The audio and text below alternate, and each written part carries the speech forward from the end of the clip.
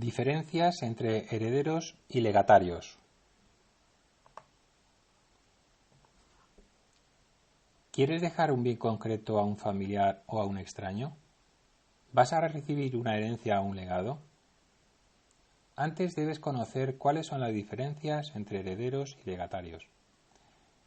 A través de este vídeo podrás saber qué es una herencia y un legado, quiénes pueden ser beneficiarios de tu herencia y qué diferencias existen entre una herencia y un legado. Empecemos. ¿Qué es una herencia?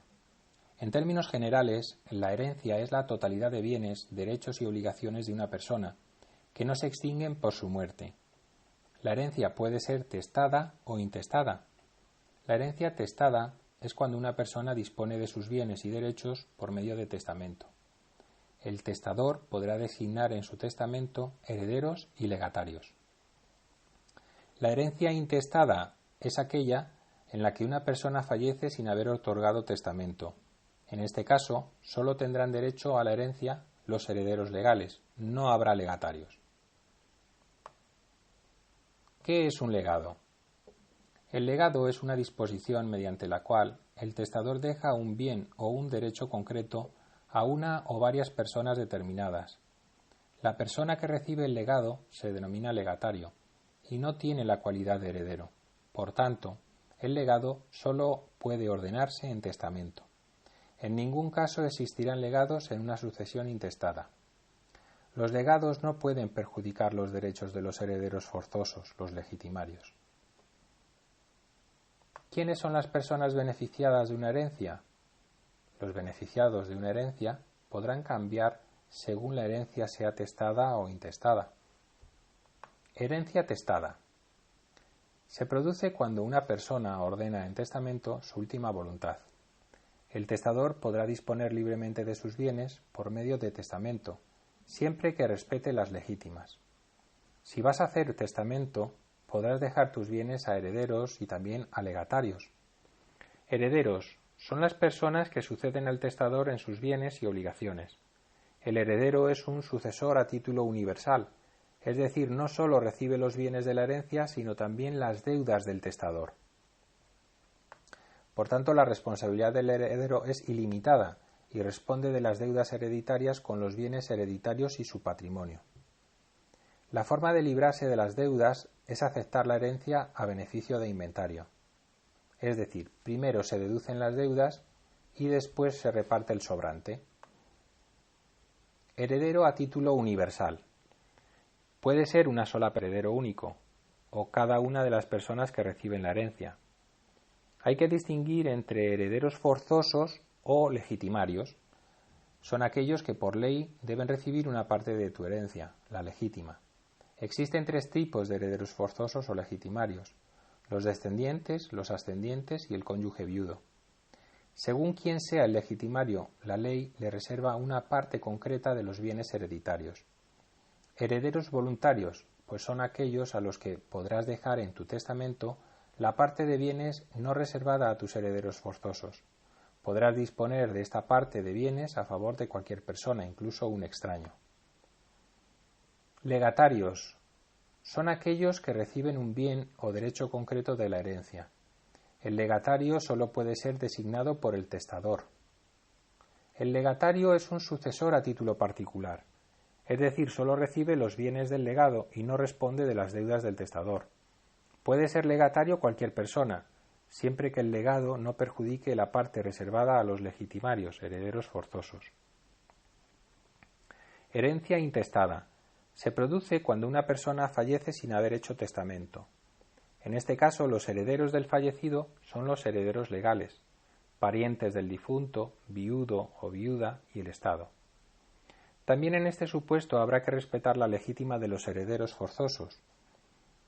En la sucesión intestada, cuando no hay testamento, no existe la figura del legatario, porque, como hemos dicho, solo puede ser designado por el testador. Diferencias entre herederos y legatarios. Entre las principales diferencias que hay entre herederos y legatarios podemos señalar las siguientes. 1. Designación de herederos y legatarios.